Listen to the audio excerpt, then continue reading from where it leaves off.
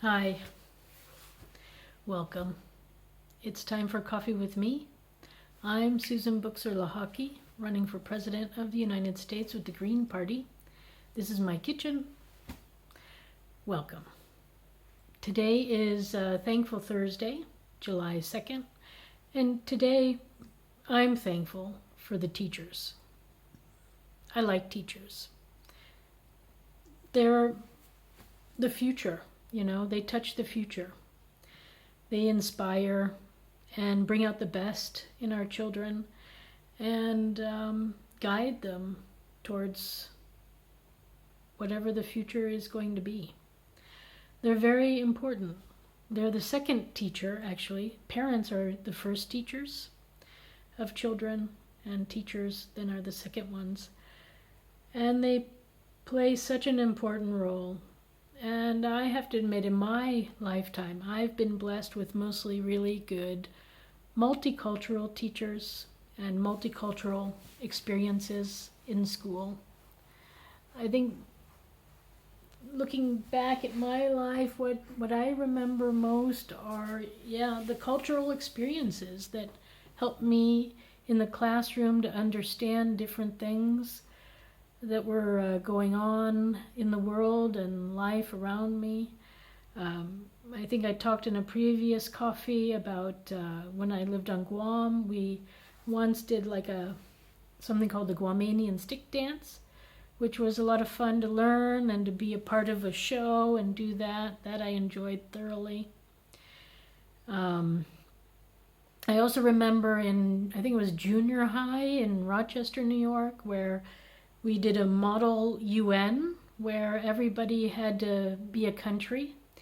And because I was really shy then and I wasn't good at public speaking, I picked a country that, was non-committal and just living its life and not very noticeable, and it was Ethiopia.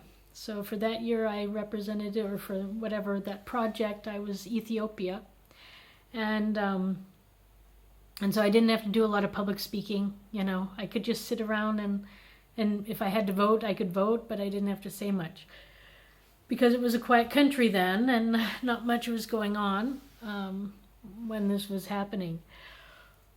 What I remember most, is that at the end of the year, we had a little festival a model UN festival, where everybody had to make food from their country and bring it in, and we shared it. And so it was quite exciting to learn how to cook Ethiopian food. And I liked it a lot. And then I liked the learning of it too. But it was also interesting. I also enjoyed, learning the history, a little bit of the country and what was going on there, and doing my part in the UN.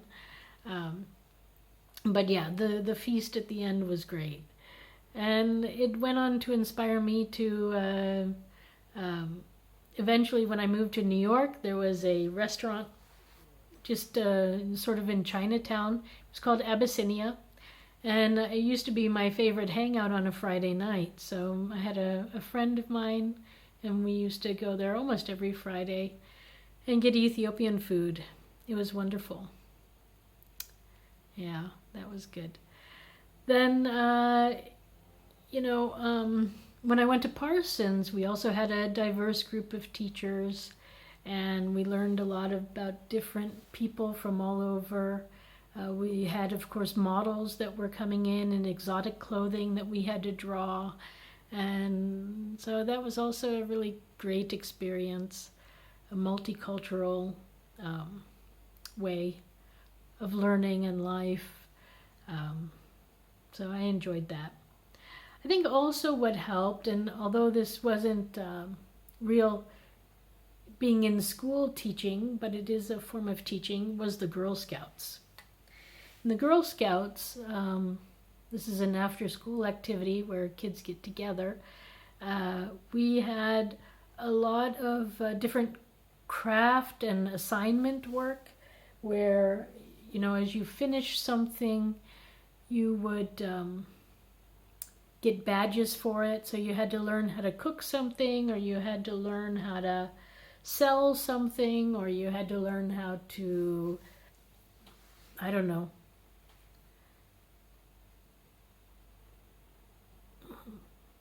like change a tire on a bike, or how to put a band-aid on, or, there were just all these little lessons that you would learn.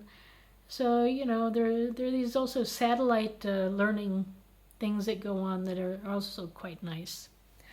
I will say, when I started in school, I was, I think, going to a private school because it was a Catholic school. But I was only there for 1 year, and then, we moved to Guam when I was in second grade, and that was public. And I really, I had a good public school system schooling. So I'm quite pleased with the public school system. I think in some places in the U.S. right now, it's not working the way it was intended to.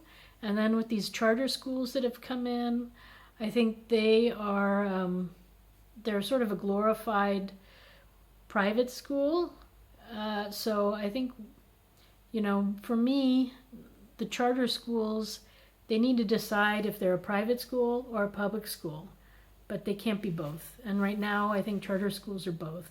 So we need to change that a little bit in the U.S. and make them one or the other, and then give the money from the government to public schools. I talk more about that elsewhere, but we're not talking about the school system right now. We're actually talking about teachers and influencers. So, first you have teachers in elementary school and junior high and high school. Then you have also university teachers. Then you also have people on TV that teach you. I used to like to watch the TV show In Search Of and Nova, and I think there was something called National Geographic TV or something. So I enjoyed watching those in 2020. Do you remember that TV show? Yeah, so those were always interesting, good places to learn stuff. Then music is also a good teacher. I get a lot of my inspiration and my strength from a lot of the poetry that's in music. A lot of good philosophy there.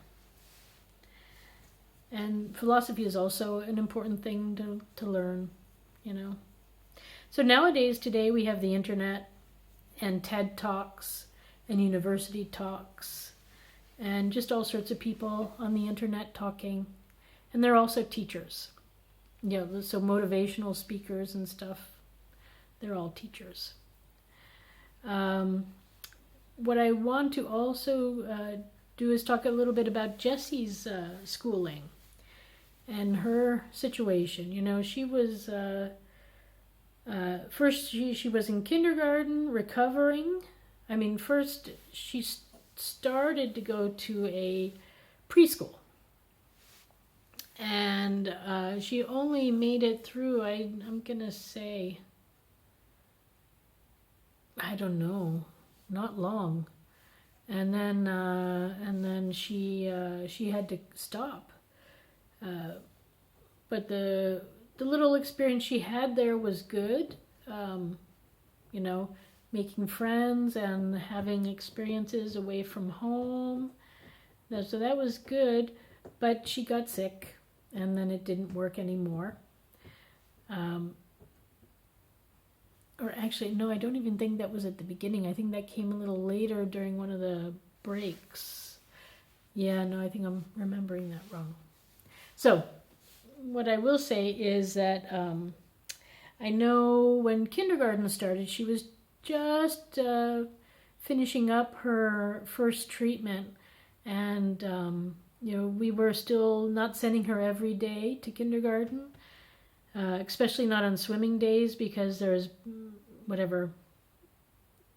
fungus, and fungus was a big thing to worry about when you're having an immune deficiency, which that's what the chemicals do. They make your immunity deficient when you're on cancer treatments. So, so we stayed away from swimming, and that was every other Friday. So I think every other Friday, I had to arrange something else for her to do. And we did. We found stuff to do. But the teachers were very understanding and open, And the Swiss school system in kindergarten is quite good. They really introduce a lot of topics easily. And they slowly, bring kids from playing to sitting to then focusing. It's a good program, I have to admit. And even though, we've had Jessie sort of in and out of the school system here when she was much younger because of her illness, it managed to anyways come all the different skills she needed. So that was good. Then in first grade, she got through about half of it, and then we had to pull her out because the leukemia had come back. And then luckily, my husband's aunt was a teacher, and she had just retired, so she could really spend some time with Jessie and help her keep up with her schoolwork, so a little homeschooling was going on. But there was this one elementary school teacher when Jessie first got sick who was really great. She got the kids together when Jessie first left, and the kids made a card for Jessie to say, we wish you well and everything and hope that it goes well. And I think that was sort of my inspiration for starting this sort of back and forth Friday. I think it was a Friday greeting that we would do. So we would send a card, and then they would send a card, and so there was this constant little communication going on between us and the students at the school. So Jessie felt connected, and the teacher was open to the idea, and she kept it going. So, and I think the kids that were there enjoyed it too. So I think it was a good experience and a learning experience for everybody. And then also at the hospital, they had teachers as well that would come by and, do some homework with your kids, or if the homework was all done, then they would play games or do something, do a craft, whatever. They had multiple talents to the teachers that would come by at the hospital. And so, her education never stopped during her illness, which was great. And the quality was there too, which was also wonderful. So I'm truly grateful to all the teachers, my daughter's teachers. We had a great experience. And now she's about to graduate from the apprenticeship program here in nursing. She's 18, and she just spent the last 3 years being an apprenticeship nurse at the hospital where she had her treatment. And so pediatric nurse is what she's working on. And it's very exciting because now, she can go anywhere in Switzerland and continue what she's doing, or she can go on to other school and do whatever she wants at this point. But it's been a great learning experience for her too. I think she had a lot of questions that she probably got answers to. And so, the apprenticeship program's wonderful. And she did all that learning and got paid for it, which is really nice. So, what can I say? I am, again, grateful. The Swiss school system is wonderful, and the apprenticeship program is amazing, and it gets the kids out and working, doing what they want to do. She's living her dream, and that's great. All right, so on that note, I also thank all my teachers that are still here and not here. Thank you for being my teacher, and I wish you all a wonderful day. Oh, wait, I forgot. The song of the day is called Teach Your Children Well by Crosby, Stills, Nash & Young. So now I'm going to say goodbye. Have a good day.